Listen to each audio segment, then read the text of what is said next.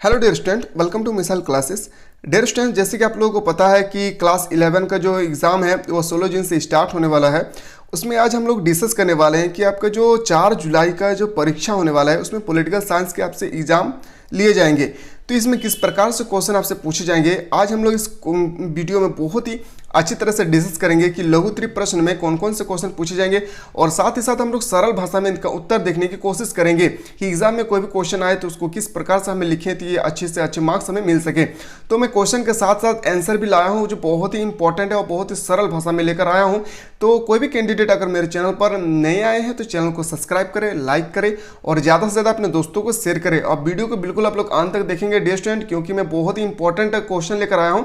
कोई भी क्वेश्चन आप लोग स्किप ना करें। एग्जाम में जब भी आपसे लघु त्रि प्रश्न पूछे जाएंगे पॉलिटिकल साइंस से रिलेटेड यानी राजनीतिक शास्त्र से रिलेटेड, इसी प्रकार से आपसे एग्जाम में क्वेश्चन पूछे जाएंगे। तो हम लोग चलते हैं कि आप देख रहे हैं सबसे पहला क्वेश्चन है कि भारत कैसे एक गणतंत्र है। यानी गणतंत्र का तात्पर्य यहाँ ये होता है कि स्वतंत्र रूप से हमें कुछ भी करने का अधिकार है। जैसे क्वेश्चन है आपके सामने, उसके आंसर सॉल्यूशन में भी आंसर लिखा हूँ कि भारत एक गणतंत्र राज्य है। गणतंत्र राज्य वास्तव में वह होता है जिसमें सत्ता राज्य के हाथ में ना होकर जनता के हाथ में रहती है। यानी आप भारत देश में अगर रहते हैं और गणतंत्र राज्य है तो यहाँ कुछ भी काम आप इजी से कर सकते हैं, यहाँ किसी से परमिशन लेने की कोई ज़रूरत नहीं है। यही आपसे क्वेश्चन कह रहा है। और साथ ही साथ आपसे ये भी कह रहा है कि और जिसमें राज्य का अध्यक्ष निर्वाचित व्यक्ति होते हैं, यानी जैसे हो राज्यपाल हो या मुख्यमंत्री हो, निर्वाचित होते हैं। दूसरे देशों में क्या होते हैं डियर स्टूडेंट कि वहाँ गणराज्य नहीं होकर वहाँ पे राजा तंत्र का शासन चलते हैं। यानी अगर मैं राजा बना हूँ तो मेरा जो अगला पीढ़ी होंगे, मेरा जो बच्चा होगा वो भी मेरा ही पद पे, जब मैं मृत्यु हो जाऊँ तो मेरा पद पे वो आके ग्रहण कर सकते हैं। ऐसा भारत में कोई भी डिपार्टमेंट में ऐसा नहीं कहा गया है। अगला देखना चाहिए कि भारत राज्य का सर्वोच्च अधिकारी वंशानुगत राज्य न होकर भारतीय जनता द्वारा प्रत्यक्ष रूप से निर्वाचित राष्ट्रपति है। यानी अब जस्ट मैंने अभी बताया कि जैसे आप जापान देख रहे हैं, उसमें क्या होता है कि जापान एक ऐसा देश है जहां कोई भी राज्य, अगर कोई भी व्यक्ति अगर आपसे प्रधानमंत्री हो या राष्ट्रपति हो कोई भी बन गए हैं तो उसका पीढ़ी दर पीढ़ी बनते रहेंगे, यानी वहाँ पे चुनाव नहीं हो पाते हैं। तो डियर स्टूडेंट, हमारे भारत में ऐसा नहीं कहा गया है, यानी यहाँ स्वतंत्र रूप से जीने का हमें अधिकार है। अगला क्वेश्चन जब देखना चाहते हैं तो नेक्स्ट क्वेश्चन है आपके सामने। और साथ ही साथ मैं बताऊं, किसी को पीडीएफ चाहिए तो मेरा मिसाइल क्लासेस के टेलीग्राम चैनल पर जाकर वहां पे पीडीएफ को डाउनलोड कर सकते हैं। क्वेश्चन है कि प्रेस की स्वतंत्रता से आप क्या अभिप्राय है। यानी प्रेस की जो स्वतंत्रता है हमारे आर्टिकल 21 में जो कहा गया है उसमें क्या कहा गया है, इसी के बारे में आपसे क्वेश्चन कह रहे हैं। तो प्रेस विचारों की अभिव्यक्ति का सबसे लोकप्रिय, सशक्त और सरल साधन है। इसमें लोगों के विचार प्रकाशित होते हैं, यानी लोग अपने अपने विचार को प्रोवाइड करते हैं दूसरे व्यक्ति को। आज के प्रजातांत्रिक युग में तो प्रेस की स्वतंत्रता का बड़ा महत्व है। वाकई में आज बहुत ही महत्व है। प्रेस की प्रजातंत्र का प्रहरी कहा जाता है, यानी कहा जाता है वॉच ऑफ डेमोक्रेसी। यदि प्रेस जागरूकता रहे तो लोगों की स्वतंत्रता खतरे में नहीं पड़ सकती है। प्रेस यानी आप दूसरा भाषा में ये सोच सकते हैं कि जैसे मीडिया वाला होते हैं, जैसे मीडिया वाला होते हैं उसी से रिलेटेड आप यहाँ पे देख सकते हैं।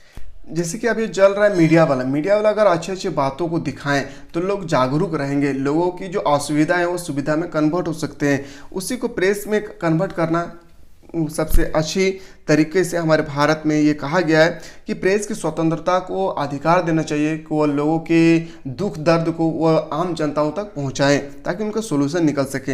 एक क्वेश्चन कह रहा है क्वेश्चन नंबर 2, और इतना आपको लिखना नहीं है डियर स्टूडेंट, जो फैक्ट है इंपॉर्टेंट उसी के बारे में आपसे लिखना है।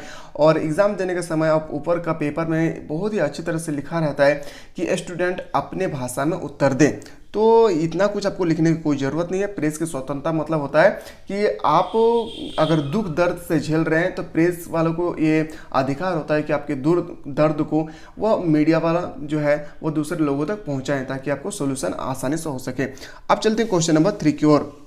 डियर स्टूडेंट, जब भी आपसे लघु त्रि क्वेश्चन पूछे जाएंगे इसी तरह से आपके एग्जाम में पूछे जाएंगे, तो इसीलिए मैं बहुत ही इंपॉर्टेंट क्वेश्चन लेकर आया हूं। आप लोग अच्छी तरह से देखिए और कोई भी क्वेश्चन को स्किप ना करें। लोकसभा के संगठन के बारे में निम्नलिखित मत से इसके बारे में आपको लिखना है कि लोकसभा जो एक संगठन है उसका चुनाव कैसे होते हैं, उसमें कितना अधिकार होते हैं, कितना सदस्य होते हैं, उन सदस्य का नियुक्ति कौन करता है, इसके बारे में लिखना है। भारतीय संसद के निम्न या लोकप्रिय सदन को लोकसभा के नाम से हम लोग जानते हैं। बस इतना याद रखना है कि लोकसभा सदन को हम लोग लोकप्रिय साधन के नाम से जानते हैं। याद रखिएगा, ये मोस्ट इंपॉर्टेंट है। लोकसभा की सदस्य संख्या समय समय पर परिवर्तित होती रहती है। वर्तमान समय में इसकी सदस्यों की संख्या 545 है। बस याद रखिएगा, वर्तमान समय में 545 है। लोकसभा के सदस्य भारतीय जनता द्वारा वयस्क मताधिकार द्वारा प्रत्यक्ष रूप से निर्वाचित होते हैं। लोकसभा का कार्यकाल 5 साल होता है। बस इतना आपको लिखना है और आपको एग्जामिनर जो चेक करेंगे आपका कॉपी 3 मार्क्स दे देंगे। आपको इतना लिखना पड़ेगा डियर स्टूडेंट, क्योंकि बहुत ही सरल क्वेश्चन है। अब हम लोग मूव करते हैं नेक्स्ट। अगला क्वेश्चन है कि समानता से आप क्या समझते हैं। जो समानता का अधिकार है उसमें आप क्या समझते हैं। तो समानता जो है उसके बारे में हमसे लिखना चाहिए कि साधारण भाषा में समानता का अर्थ है सब व्यक्ति को समान दर्जा होना चाहिए। यानी समानता का मतलब होता है समान व्यक्ति को समान समान अधिकार प्राप्त होना चाहिए। इसी के बारे में यह भी कहा गया है कि इसकी आय एक जैसी हो, सभी एक ही प्रकार से जीवन यापन करें, पर यह संभव नहीं है। सही बात है कि जो बिजनेसमैन है और जो लेबर ईटा ढो रहे हैं उसका आय बराबर नहीं हो सकता है। लास्की ने कहा इसके बारे में कि ये पॉलिटिक्स थे लास्की, उन्होंने कहा कि समानता का अर्थ यह नहीं है कि प्रत्येक व्यक्ति को समान वेतन दिया जाए।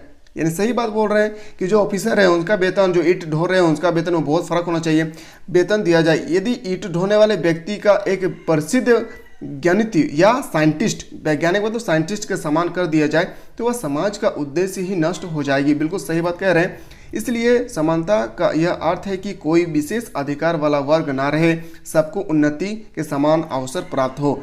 ये क्वेश्चन नंबर 4 आपसे कह रहे हैं। और समानता का तात्पर्य यहाँ पर यह होता है कि सभी व्यक्ति को समान अधिकार प्राप्त होना चाहिए। यहाँ ये मतलब नहीं हो रहा है कि आप एक ऑफिसर की तुलना एक ईंट ढोने वाले से कर सकते हैं। क्वेश्चन नंबर 5 की ओर मूव करते हैं। तो क्वेश्चन नंबर 5 है आर्थिक समानता के बारे में आप क्या जानते हैं। तो इसका जो आंसर होना चाहिए वो लिखा गया है कि वर्तमान काल में आर्थिक समानता ने एक महत्वपूर्ण स्थल ले लिया। इसका अर्थ यह है कि सब व्यक्तियों की अथवा आय अथवा वेतन समान कर दिया जाए। इसका अर्थ है सबको उन्नति के समान अवसर प्रदान किया जाए, सभी व्यक्तियों की न्यूनतम आवश्यकताओं की पूर्ति की जाए और क्या करना चाहिए, प्रत्येक व्यक्ति को काम मिले। यही कहलाता है आर्थिक समानता का अधिकार। आर्थिक समानता का अधिकार मतलब सभी व्यक्ति को अच्छे से अच्छे काम मिलना चाहिए, काम के बदले उसे पैसा देना चाहिए। इसी के बारे में कहा गया है आर्थिक समानता के बारे में। सरकार किसे कहते हैं। क्वेश्चन नंबर 6, सरकार कानून बनाने और लागू करने वाली एक विशिष्ट संस्था है। बहुत ही इजी क्वेश्चन है। क्वेश्चन नंबर 7 है आपके पास, धार्मिक स्वतंत्रता का अर्थ स्पष्ट कीजिए। जो धार्मिक स्वतंत्रता है उसके बारे में आपको बताना है।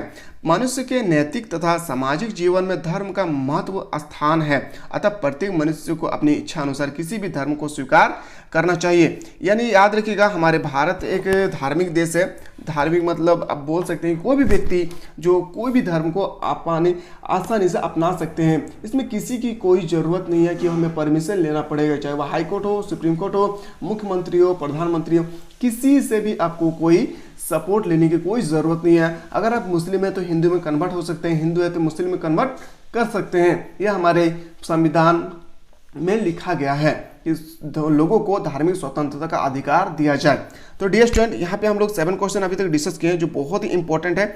और इसी तरह से मैं 3 वीडियो में बताऊंगा आपको जो बहुत ही इंपॉर्टेंट रहेंगे, यानी पॉलिटिकल साइंस से रिलेटेड। याद रखिएगा पॉलिटिकल साइंस से रिलेटेड इस तरह से मैं 20 क्वेश्चन आपको बताऊंगा और याद रखिएगा इसी से रिलेटेड आपसे एग्जाम में पूछे जाएंगे। तो जितना भी क्वेश्चन मैं बताया हूँ डियर स्टूडेंट, तो आप लोग अच्छी तरह से समझ गए होंगे। और बार बार मैं कह रहा हूँ कि यहाँ जो भाषा में लिखा हुआ है इस भाषा में आपको रटना नहीं है, चीज़ों को इजी भाषा में आपको समझना है और अपने भाषा में उत्तर को लिखना है। मैं बहुत ही इजी भाषा में समझाने की कोशिश किया हूँ। अगर आप लोग समझ गए हैं तो वीडियो को लाइक करें, क्योंकि आप लोगों के लिए बहुत ही मेहनत कर रहा हूँ डियर स्टूडेंट। तो हम लोग इसी तरह से नेक्स्ट वीडियो में डिस्कस करेंगे। इसी तरह से 7-8 क्वेश्चन में लेकर आऊँगा अति लघु उत्तर। तब तक के लिए हम लोग मिलते हैं। जय हिंद, जय भारत, वंदे मातरम।